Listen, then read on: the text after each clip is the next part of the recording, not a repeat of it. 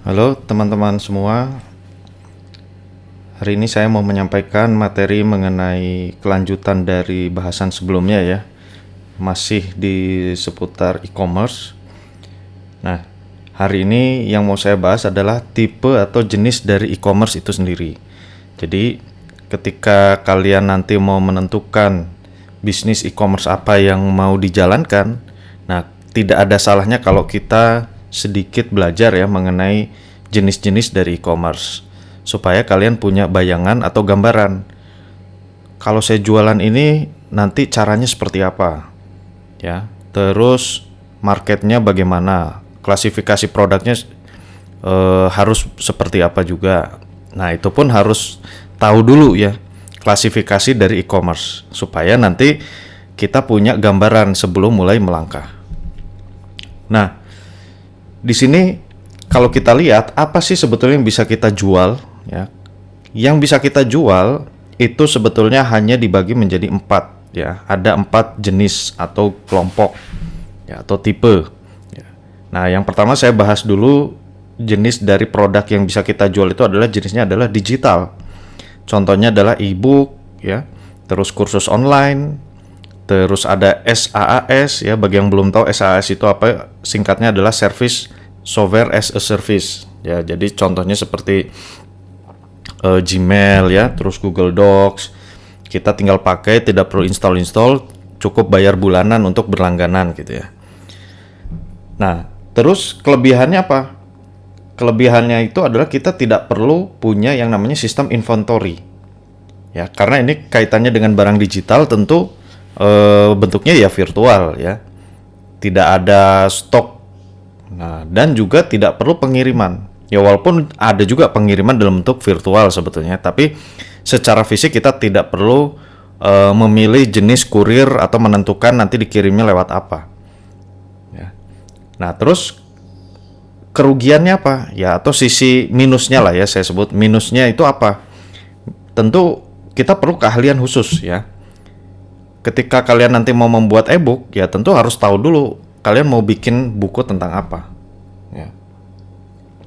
Kalau mau bikin kursus onlinenya seperti apa ya, materinya apa ya, tentu kalian harus punya keahliannya dulu ya, bidang keahlian yang ingin kalian ajarkan, dan tentu itu akan dijual ya dalam bentuk buku atau kursus online. Nah, itu kalau bicaranya adalah digital. Nah, selanjutnya ada yang namanya services ya. Kalau services ini ya jasa. Nah, yang namanya jasa tentu ini sudah tidak asing ya. Contoh sebut saja adalah coaching. Coaching ini seperti kita memberikan bimbingan-bimbingan ya, nasihat-nasihat atau arahan ya, atau coaching dalam bentuk bisnis, kita diberi panduan atau akan dipandu dalam sebuah bisnis tertentu. Ya, terus ada wellness, kesehatan. Mungkin kalian pernah tahu ada aplikasi namanya adalah Halodoc ya. Halodoc itu konsultasi yang bergerak di bidang kesehatan. Nah, itu pun bisa dijual ya. Terus jasa-jasa freelance ya, jasa-jasa kebersihan dan lain sebagainya. Nah, kelebihannya adalah kita bisa langsung jualan ya, tanpa perlu membuat dulu ya. Cukup dengan punya sebuah keahlian, kita bisa langsung jualan. Kelemahannya apa? Not scalable ya. Not scalable itu artinya sulit untuk dikembangkan, sulit untuk diekspansikan. Kalau kalian mau memperbesar itu nggak gampang ya. Jadi kalau kalian misalkan punya jasa coaching itu kan artinya keahlian kalian ya, tentu nempelnya pada diri kalian sendiri. Yang bisa mengcoaching orang lain ya tentu hanya kalian atau hanya Anda, kecuali Anda mengajarkan orang lain untuk menggantikan Anda nantinya. Nah, makanya ini nggak mudah karena nempel pada orang tentunya ini ya. Sama halnya aja seperti contoh ilustrasi sederhana tukang pijat atau tukang urut. Mungkin kalian pernah diurut oleh si A sebut saja. Wah, itu benar-benar enak banget rasanya ya, pegel-pegel hilang dan lain sebagainya.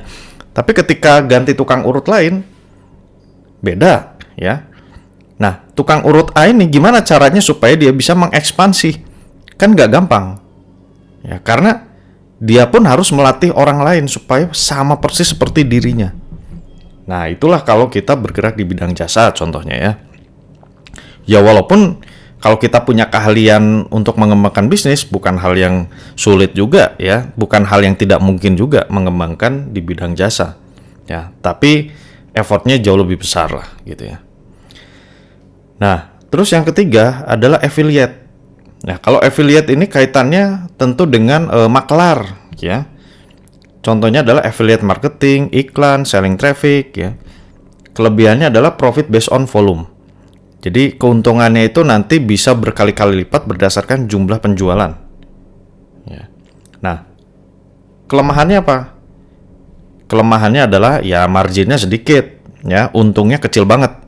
Ya receh lah saya boleh bilang itu. Tapi yang namanya receh tentu bisa jadi besar kalau faktor kalinya banyak, ya. Makanya kalau di dunia online memang banyak hal-hal yang receh gitu. Tapi kalau bisa menjual ke ribuan orang, ya, itu kan bukan hal yang tidak mungkin. Karena dengan dunia maya, dunia internet, kita tidak terbatas dengan ruang gerak waktu ya. Nah, sehingga bisa menjual ke banyak orang. Nah, terus yang terakhir adalah fisik. Nah, kalau fisik kaitannya dengan barang tentunya ya. Dengan barang-barang contohnya adalah elektronik, perhiasan, furniture ya. Nah, kelebihannya adalah mudah untuk dijual dan punya high perceived value. Jadi punya nilai jual gitu. Karena orang akan lebih aware terhadap sesuatu yang bisa dilihat ya.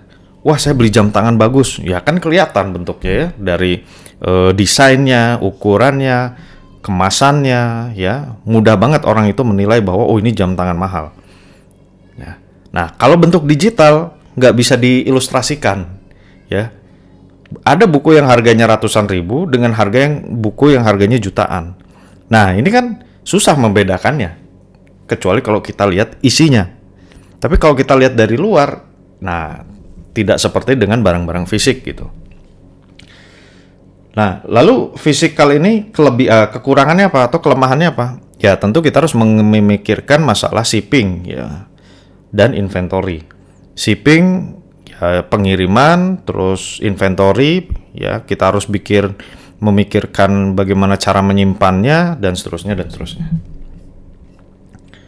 Nah, terus kalau kita petakan dari sudut pandang kemudahan ya, kita lihat gambar yang warna hijau itu gambar yang boleh dibilang cukup mudah, yang merah itu cukup sulit ya. Nah, sekarang kalau kita petakan barang-barang fisik itu berada di domain keduanya ya. Pertama itu fast to revenue, jadi bisa cepat menghasilkan uang. Terus yang kedua low resources, tidak perlu banyak sumber daya ya. Artinya cukup kalian sendiri pun itu bisa mulai berjualan ya. Resources ini artinya bukan hanya orang ya, tapi effort ya. Terus kalau service bisa juga cepat menghasilkan revenue atau pendapatan, tapi perlu sumber daya ya, atau disebut high resources. Maksudnya high resources ini kita perlu waktu untuk membuatnya itu. Jadi tidak bisa langsung lah instan kita berjualan ya. Tapi ada effort dulu. Mungkin ketika kalian mau mulai bikin e-book atau kursus online, bisa jadi sebulan pertama itu effort kalian itu akan ke sana semua ya, 100% untuk membuat produk. Ya, nah makanya itu sebenarnya high resource. Nah, tapi setelah itu kan cukup sekali ya. Cukup sekali di awal membuat produk, sisanya ya sudah tinggal jualan aja ya. Mempromosikan barang jualan kalian. Nah, itu masuk ke fast revenue. Nah, tapi kalau dari kacamata resources, nah itu cukup sulit ya. Terus affiliate itu slow to revenue. Ya, slow to revenue itu artinya ya nggak cepat ngasilin duitnya. Karena kita harus apa? Ya namanya afiliasi itu kan artinya kita harus menjalin relasi dengan orang, ya, nyiapin landing page atau halaman jualan. Nah, nanti dari halaman jualan ini harus kita promosikan, ya kan? Tapi rendah sumber daya, nggak perlu banyak sumber daya. Sumber daya di sini bisa jadi modal, ya, modal orang, modal tenaga, gitu kan? Nah, terus high resources ya. High resources ini contohnya adalah SAS atau info. Info ini seperti berita gitu ya. Nah, saya juga belum mengkaji lebih dalam yang dimaksud info di sini itu seperti apa. Tapi kita soroti saja adalah SAS ya, karena di slide ini tidak dijelaskan mengenai info tadi sebelumnya. Jadi kalau kalian mau buat bisnis ke arah SAS, itu membutuhkan sumber daya yang besar dan slow to revenue. Pendapatannya juga lama gitu ya. Nah, tapi tentu nanti setelah melewati itu semua, pendapatannya bisa sangat signifikan ya.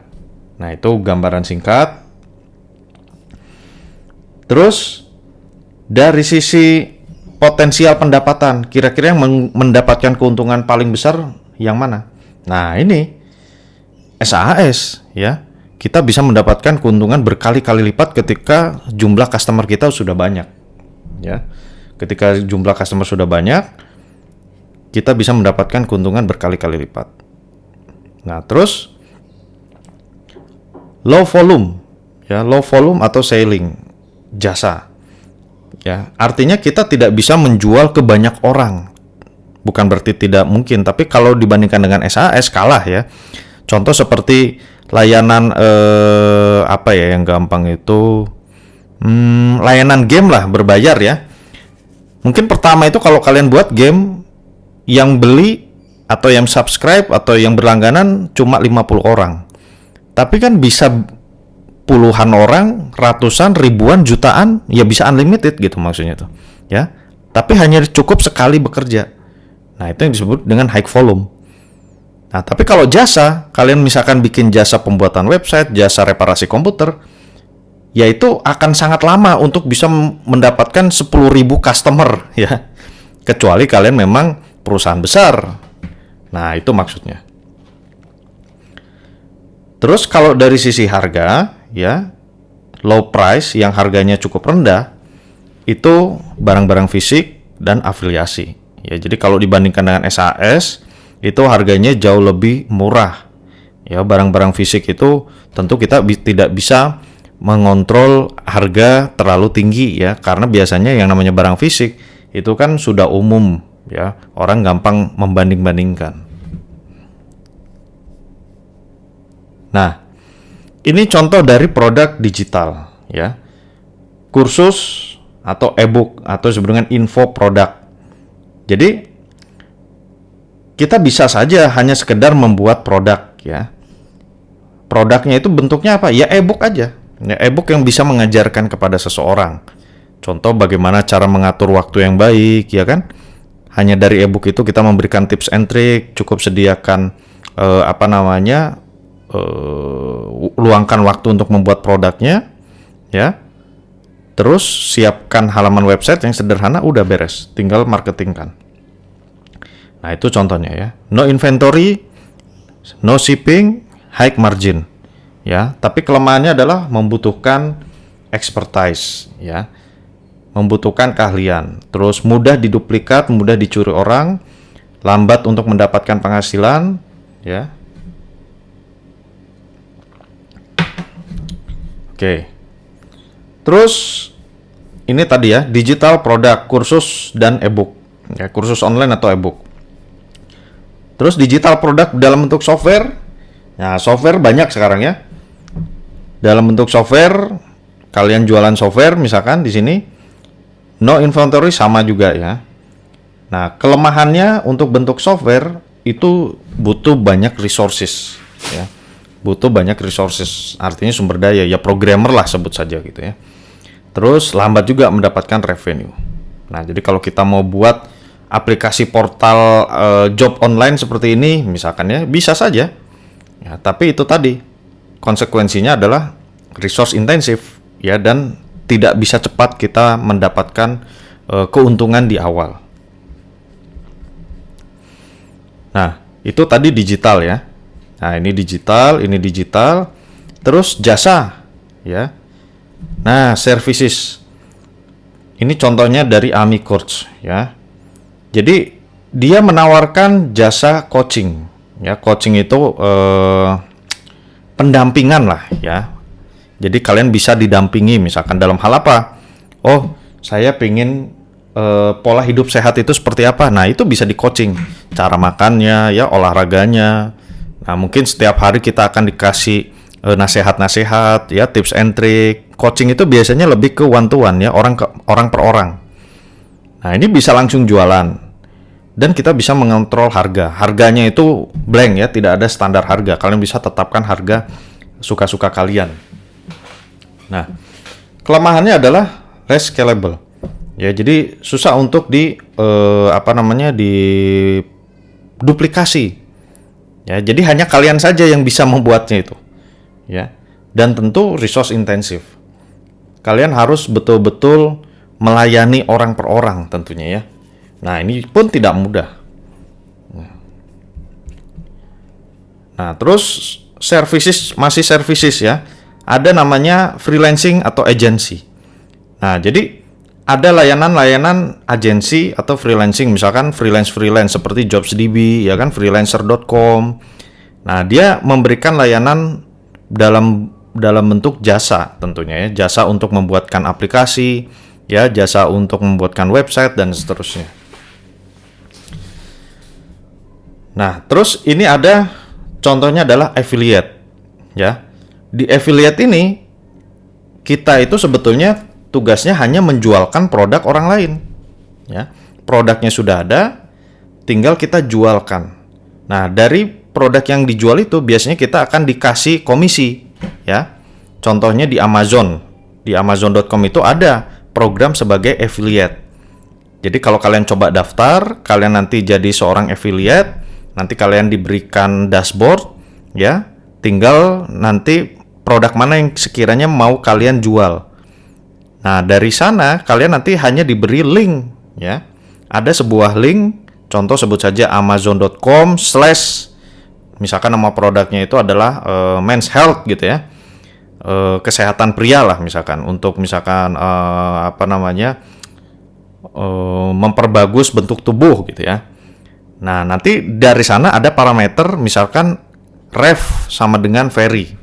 Nah, ref sama dengan very ini artinya link yang harus saya gunakan untuk dipromosikan nantinya. Jadi kalau kalian mau mengiklankan produk ini, pakai link yang sudah di-generate tadi. Sehingga ketika ada orang ngeklik link itu, Amazon akan mencatat ya bahwa oh ini ada yang mau beli atau yang sudah beli produk men's health ini dan direferensikan oleh very. Nah, nanti dari sistem Amazon akan mencatat bahwa very ini akan mendapatkan komisi sebesar misalkan 30% dari harga produk. Misalkan harga produknya $100, berarti saya dapat $30. Kalau ada orang yang beli pakai link saya. Ya. Nah, itu adalah contoh dari program affiliate. Ya. Nah, terus ada physical product. Nah, physical product ini tadi yang sudah saya sempat singgung di awal, kelebihannya mudah untuk kita jual, terus sangat bernilai tinggi ya dari sudut pandang konsumen karena dalam bentuk barang fisik tentunya ya. Terus high volume potensial, jadi kita bisa jual banyak sekaligus, rendah sumber daya, dan cepat untuk mendapatkan revenue. Nah, kelemahannya tentu kita harus memikirkan shipping dan inventory. Dan yang kedua adalah low price control. Ya, jadi kalau kalian misalkan punya produk, nah kalian bisa tiru caranya seperti ini. Dan umumnya orang sekarang jualannya kan physical product, ya baju, ya sepatu, ya kaos, ya kan? Kenapa enggak kalian buat satu website? Nah, satu website yang spesifik menjual produk baju, yang spesifik menjual produk kaos, yang spesifik menjual produk jam tangan atau apapun itu. Jadi sekalipun kalian punya Tokopedia, link di Tokopedia, saya menyarankan punya website. Ya. Kenapa? Karena kalau kalian cuma numpang di portal-portal belanja online, anggap saja kalian itu punya toko, ya. Tapi tokonya itu masih sewa, ya. Jadi kalian punya toko di BEC, kalian punya toko di TSM, ya kan? Ya sebut saja kalian punya toko di Tokped, di Shopee, di Bukalapak. Nah contohnya seperti itu. Memang kita sebagai pemula alangkah lebih baik ya berawalnya dari sana. Karena kita tidak perlu lagi memikirkan pengunjung kan. Ketika kita buka toko di BEC, di mana TSM, ya, di beberapa mall-mall, kita kan cuma tinggal duduk, buka toko, ya nanti akan ada orang lalu lalang, ya dan kita hanya berharap orang itu datang ke toko kita kan. Jadi tidak perlu memikirkan marketingnya, istilahnya kan begitu. Nah, tentu saja di sini kita tidak bisa apa? Tidak bisa leluasa mengatur harga. Tidak bisa leluasa mengatur penjualan. Ya. Karena ya ala kadarnya.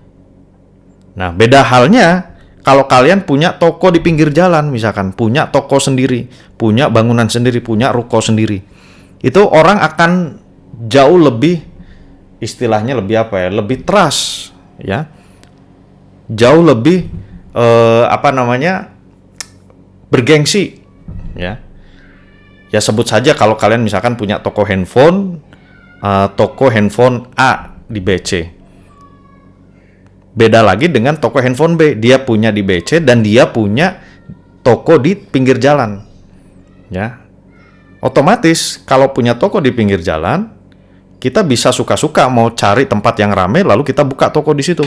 Ya, kita bikin promo, bikin apapun dan persaingannya pun tidak akan seketat kita buka toko di BC. Ya. Nah, di situ kita bisa banyak mengatur strategi marketing kita. Dan kepercayaan konsumen jauh lebih besar kalau kita punya toko sendiri. Nah, itu sisi positifnya. Ya walaupun memang effortnya jauh lebih besar, ya. Jauh lebih besar apabila kita punya toko sendiri. Ya, karena kita kan harus mengelola website, ya kan? Kita harus buat website, kita harus memarketingkan websitenya, kita harus membangun sebuah sistem yang namanya CRM, ya kan? Ya untuk mengotomasi sebetulnya, untuk mengotomasi semua transaksi penjualan di dalam website kita. Nah, jadi kalau kalian sudah punya toko di Tokopedia atau Bukalapak, sudah mulai harus memikirkan punya toko sendiri, ya. Nah, tadi yang saya sudah sampaikan, ya. Nah, oke. Sekarang saya lanjut ke tipe dari physical product, ya.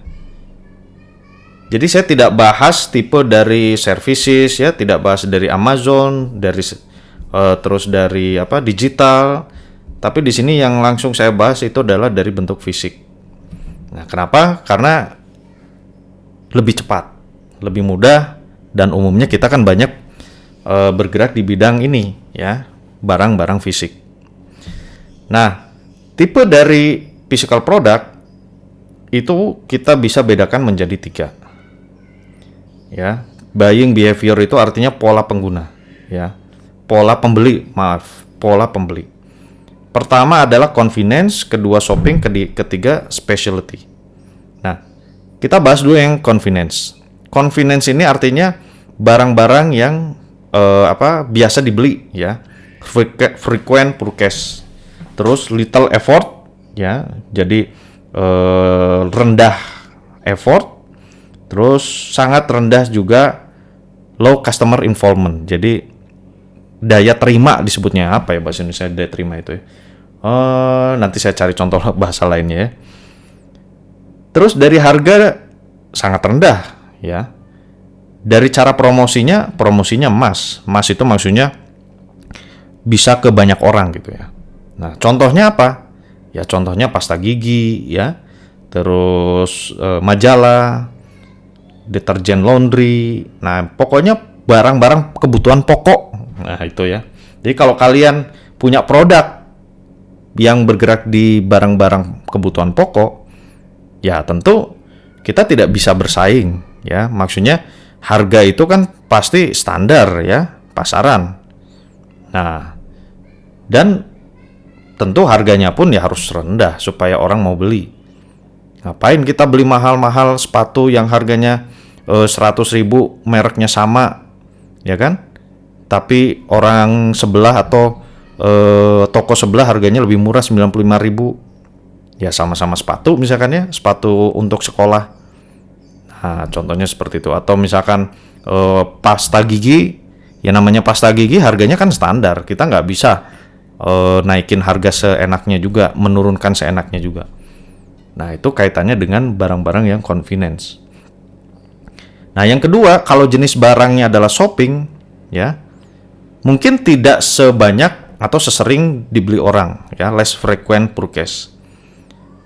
Terus more effort, planning and comparison of brand, price, quality, style, dan lain sebagainya. Jadi kalau dari tipe pertama convenience, ya, orang jarang melakukan perbandingan kalau di online itu. Ada nggak orang bandingin pasta gigi A dengan B, ya, atau bandingin Pepsodent, misalnya saya sebut saja merek Pepsodent di toko A dan toko B. Jarang kita melakukan komparasi barang-barang kebutuhan pokok, ya kan, lawong, sama-sama aja lah gitu kan.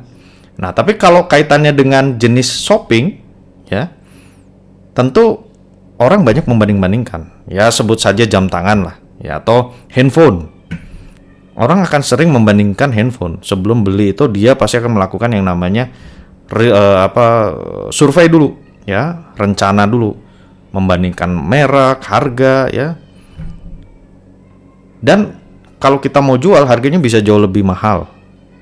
Dan tentu cara promosinya pun tidak mudah, ya. Harus personal selling dan melalui sebuah iklan. Contohnya itu barang-barang elektronik, ya, televisi, furniture, baju, ya. Nah, dari sudut pandang specialty yang ketiga, itu adalah strong brand preference and loyalty, special purchase effort, little comparison of brand, low price sensitivity. Nah, biasanya ini segmen market yang ketiga itu adalah segmen market kelas menengah ke atas, ya, di mana orang-orang kelas menengah ke atas tidak ada istilah membanding-bandingkan harga tentu, ya, dan harus punya merek yang kuat, ya, strong brand, ya, dan tidak sensitif terhadap harga, low price sensitivity. Nah, jadi kalau kalian mau cuannya besar, ya bermainlah di yang ketiga ini, barang-barang yang spesial. Nah, cara promosinya pun nggak sembarangan, ya. Kalian nggak mungkin iklan jam tangan di koran, ya. Jarang kita lihat jam tangan mewah itu di koran. Biasanya jam tangan mewah itu iklannya adalah di bisnis kelas penerbangan. Nah, ya kan? Karena segmennya kan spesifik, ya. Atau parfum pasti seringnya di pesawat-pesawat, majalah pesawat terbang, ya. Karena segmen marketnya kan beda. Nah, itu maksudnya. Contohnya adalah luxury goods, ya, misalkan barang-barang mewah, jam tangan Rolex, ya, baju-baju yang memang bermerek. Nah, itu contoh tipe dari physical product specialty. Nah, tinggal kalian tentukan masuk ke kelompok yang mana. Ya, mungkin sebagian besar orang masuk ke tipe yang pertama dan kedua, convenience dan shopping. Nah, tapi tidak ada salahnya kalau kalian mencoba barang-barang bermerek. Memang perlu modal besar, ya kan? Karena satu barang mungkin harganya bisa 5 juta, 10 juta, ya. Nah, tapi untungnya pun bisa besar, gitu. Nah, ini ya, contoh convenience seperti apa ini? Scrubbing. Ah, ini produk kecantikan, ya. Produk kecantikan. Terus shopping, ya, seperti celana legging gitu, ya, celana cewek atau celana olahraga. Nah, terus specialty. Nah, specialty ini adalah tadi yang saya sampaikan, barang-barang bermerek, ya. Nah, oke. Sebelum saya lanjutkan ke bahasan sebelumnya, ini memang cukup panjang, ya. Jadi saya harap kalian bisa punya sedikit bayangan, ya. Bagi yang masih belum paham, silakan di back lagi videonya karena ini sangat penting sekali, ya. Kalian perlu merenungi kira-kira produk yang mau saya buat itu masuknya kelompok yang mana, kategori yang mana. Nah, dengan punya pemahaman ini, nantinya kalian tidak akan membabi buta, ya, dalam mulai menjalankan sebuah bisnis. Ya, minimal punya gambaran, ya, tidak mengawang-awang. oh ternyata produk yang saya mau jual itu adalah jenisnya e-book, ya, tutorial, ya kan? Oh, kalau tutorial itu ternyata effortnya juga besar. Nah, kalian nanti kan bisa mengukur kemampuan diri kalian itu sekarang posisinya ada di mana. Kalau kalian punya modal besar, ya kenapa enggak mainnya di physical product tadi? Ya, barang-barang yang specialty. Nah, itu pun kan tidak ada salahnya. Jadi jangan sampai bisnis itu hanya sekedar ikut-ikutan. Nah, kenapa orang ikut-ikutan? Ya karena nggak tahu ilmunya.